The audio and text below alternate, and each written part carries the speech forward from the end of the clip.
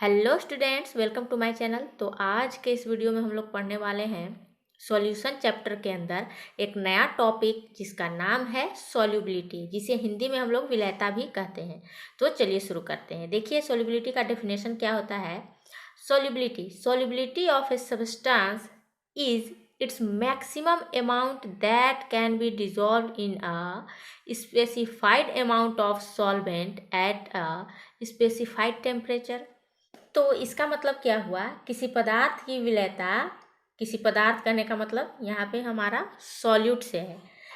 तो किसी पदार्थ की विलयता एक निश्चित ताप पर विलायक की निश्चित मात्रा में घुली हुई पदार्थ की अधिकतम मात्रा होती है, जिसे हम लोग सॉल्युबिलिटी कहते हैं। ठीक है, तो इसका मतलब क्या हुआ कि सॉल्यूट जो है सॉल्वेंट की निश्चित मात्रा में निश्चित ताप पर जितनी ज़्यादा से ज़्यादा घुल सके वही क्या कहलाएगी, इस सॉल्यूट की सॉल्युबिलिटी कहलाएगी।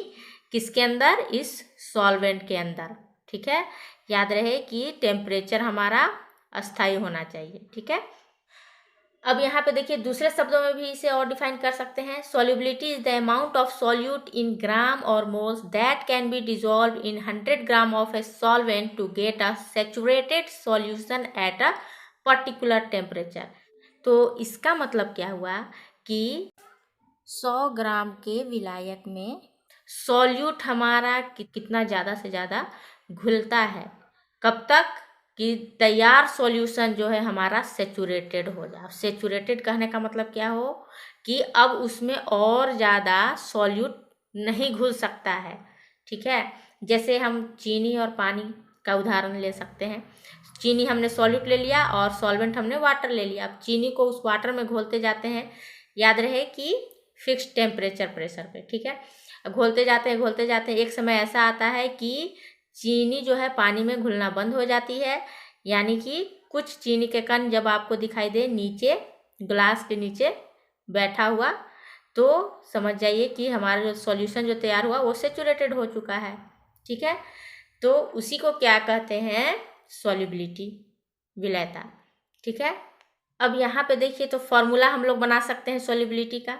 तो सॉल्युबिलिटी हम किसके रिस्पेक्ट में निकालेंगे, सॉल्वेंट के रिस्पेक्ट में, ना कि सॉल्यूशन के रिस्पेक्ट में। तो देखिए यहाँ पे सॉल्युबिलिटी इक्वल टू क्या हो जाएगा, मास ऑफ सॉल्यूट या मोल्स ऑफ सॉल्यूट भी कह सकते हैं। Mass of solute divided by mass of the solvent into 100 ग्राम। ठीक है, ये हमारा सॉल्युबिलिटी का फॉर्मूला निकल कर आता है। अब यहाँ पे देखिए, फैक्टर अफेक्टिंग सॉल्युबिलिटी आर, अब फैक्टर भी अफेक्ट करेंगे, मतलब कि विलयता को प्रभावित करने वाले कारक कौन कौन से होते हैं। देखिए, nature of solute and solvent, दूसरा है टेम्परेचर, तीसरा है प्रेशर। ये तीन चीज हमारे सॉल्युबिलिटी को प्रभावित करते हैं। ठीक है, अब nature of solute and solvent कहने का मतलब क्या हुआ, तो इसलिए कहा गया है लाइक डिजॉल्व्स लाइक, मतलब कि जिसका गुण एक जैसा है वो एक दूसरे के साथ घुल मिल जाएंगे, और जिसका गुण अलग अलग है वो एक दूसरे के साथ घुलेंगे मिलेंगे नहीं।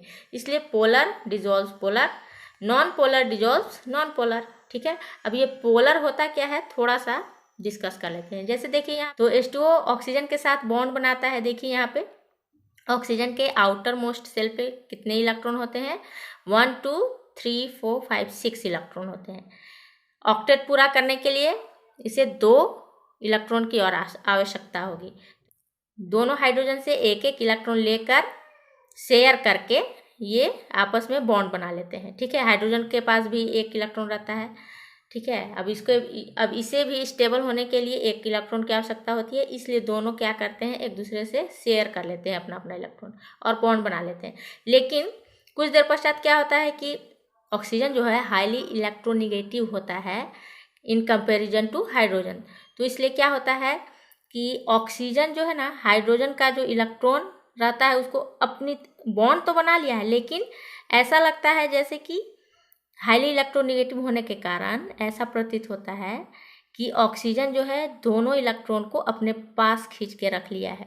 ठीक है, तो इसलिए इसके ऊपर क्या होगा, डेल्टा निगेटिव का चार्ज आ जाएगा, और हाइड्रोजन को लगेगा कि हमसे कोई इलेक्ट्रॉन को छीन लिया है, इसलिए इसको लगेगा कि इलेक्ट्रॉन हमने लूज कर दिया है। तो इसलिए हल्का सा इसके ऊपर डेल्टा पॉजिटिव चार्ज आ जाएगा दोनों के ऊपर।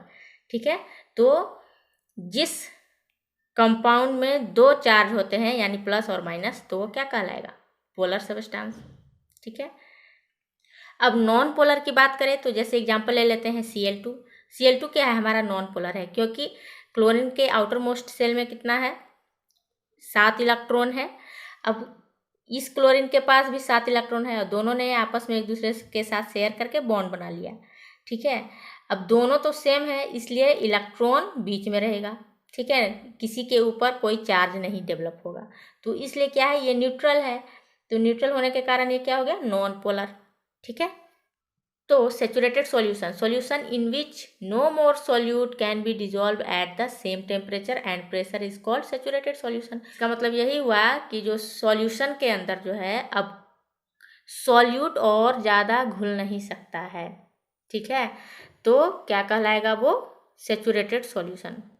मतलब समान ताप पर और समान दाब पर। जैसे चीनी और पानी का जब घोल रहे थे तो घोलते जा रहे थे एक निश्चित मात्रा में विलायक लेकर, तो एक समय ऐसा आता है कि चीनी के जो कण हैं वो नीचे बैठने लगते हैं। तो इसका मतलब क्या हुआ कि हमारा सॉल्यूशन जो तैयार सॉल्यूशन है अब वो सैचुरेटेड हो चुका है, संतृप्त हो चुका है। अब उसमें और ज़्यादा चीनी की मात्रा नहीं घुल पाएगी। वही बात कर लेते हैं अनसैचुरेटेड सॉल्यूशन की। तो unsaturated solution in which more solute can be dissolve at the same temperature. असंतृप्त विलयन मतलब कि जैसे किसी सॉल्वेंट में 4 चम्मच चीनी घोलने की क्षमता है और हमने अभी तक उसमें 3 चम्मच चीनी ही डाला है, तो 1 चम्मच चीनी के लिए और उसके पास स्पेस बचा हुआ है, तो उसमें 1 चम्मच और चीनी घुल सकता है। तो इसलिए वो क्या कहलाएगा? Unsaturated solution. ठीक है, सेम टेम्परेचर पे ही। तो अब हम आगे बढ़ते हैं। इस चैप्टर के अंदर हमें लिक्विड सॉल्यूशन के बारे में पढ़ना है, तो सॉल्युबिलिटी भी हमें लिक्विड सॉल्यूशन का ही पढ़ना है। तो हम 3 टाइप के सॉल्युबिलिटी पढ़ेंगे, एक solid in liquid, gas in liquid और लिक्विड इन लिक्विड। मतलब कि हमारा जो भी सॉल्वेंट होगा, हम जो भी सॉल्वेंट लेंगे वो हमारा क्या होगा? लिक्विड अवस्था में। ठीक है, तो बात कर लेते हैं हम यहाँ सॉलिड इन लिक्विड की। When a solid solute is added to the solvent, some solute dissolved and its concentration increases in solution। ये तो नाम से ही पता चल रहा है सॉलिड इन लिक्विड, मतलब कि हम जो सॉल्यूट लेंगे सॉल्वेंट के अंदर वो सॉल्यूट क्या होगा? सॉलिड स्टेट में होगा और हमारा सॉल्वेंट क्या होगा? लिक्विड स्टेट में। जब हम उस सॉलिड सॉल्यूट को लिक्विड सॉल्वेंट के अंदर डिसॉल्व करेंगे तो उस सॉल्वेंट का कंसंट्रेशन इंक्रीज हो जाएगा।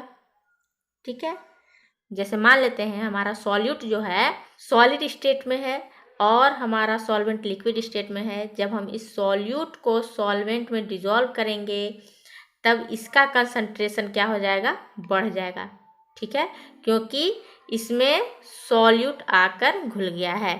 सॉल्युबिलिटी क्या होती है कि इस सॉल्यूट को इस सॉल्वेंट के अंदर घोलते जाते हैं जब तक सॉल्यूशन जो है इस रूप में ना आ जाए। मतलब कि जब हमारा सॉल्वेंट जो है और अधिक मात्रा में इस सॉल्यूट को डिसॉल्व ना करने लगे। ठीक है, ये सैचुरेटेड फॉर्म है। ठीक है, यहाँ पे तली में आप देख रहे होंगे कि सॉल्यूट के जो पार्टिकल है वो नीचे बैठ गया है। सॉलिड इन लिक्विड में nature of solute and solvent कहने का मतलब क्या है कि हर सॉलिड सॉल्यूट लिक्विड में नहीं डिसॉल्व होता है। जैसे हमने चीनी का ही उदाहरण लिया, चीनी जल में आसानी से घुल जाता है। चीनी हमारा क्या है? सॉलिड सॉल्यूट है। सॉल्वेंट हमारा क्या है? पानी है, जो कि आसानी से घुल जाता है।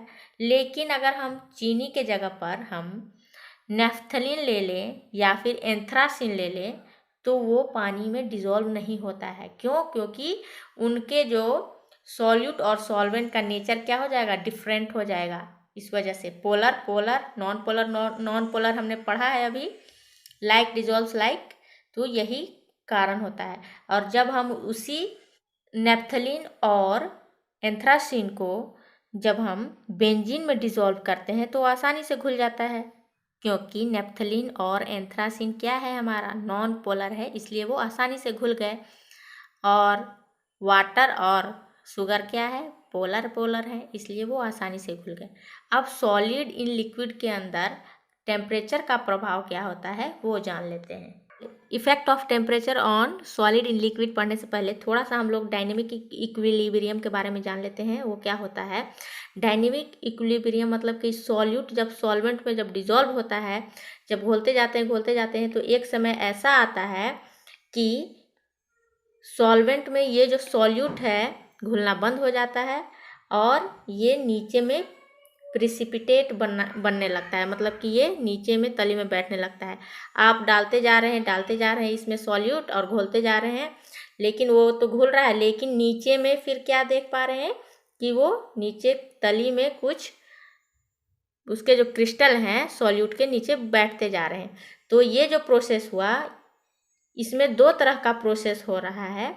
एक तो जब आप घोल रहे हैं तो वो डिसोल्यूशन का प्रोसेस हो रहा है, मतलब डिजॉल्व हो रहा है, घुल रहा है, और दूसरी तरफ वो घुलने के बाद नीचे तली में बैठते जा रहा है। इसका मतलब वो क्या हो गया, वो क्रिस्टलाइज हो रहा है, यानी क्रिस्टलाइजेशन की प्रक्रिया एक साथ यहाँ पे चल रही है। ठीक है, तो एक समय ऐसा आता है कि हमारा जो ये जो प्रोसेस है वो इक्विलिब्रियम स्टेज में चला जाता है, जिसे हम लोग ली चैटेलियर प्रिंसिपल के द्वारा डिस्क्राइब करते हैं।